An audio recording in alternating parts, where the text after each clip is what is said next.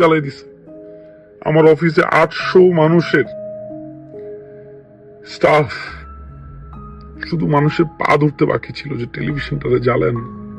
ভালো নেই তৌহিদউদ্দিন আফ্রিদি। ঘর বাড়ি, অফিস, ব্যবসা প্রতিষ্ঠান সবকিছু ভেঙে চুরমার করে দেয় দুর্বৃত্তরা। বাবার কঠোর পরিশ্রমে গড়ে ওঠা মাইটিভিও ভেঙে দেয়।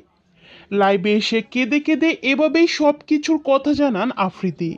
আসার পর বারবার আমি আপনাদেরকে ইশারা ইঙ্গিত দিয়ে বুঝাইছি যে দেখেন, একটা মানুষ যখন একটা স্ট্যাটাস দেয় সে ডিলিট করে কখন। তিনি বলেন, আমার বাবা সবসময় মানুষদের ভালো চাইতো।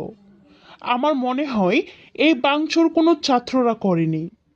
আমাকে কেউ বিশ্বাস করাতে পারবে না এইগুলা ছাত্রদের কাজ। এইগুলো হচ্ছে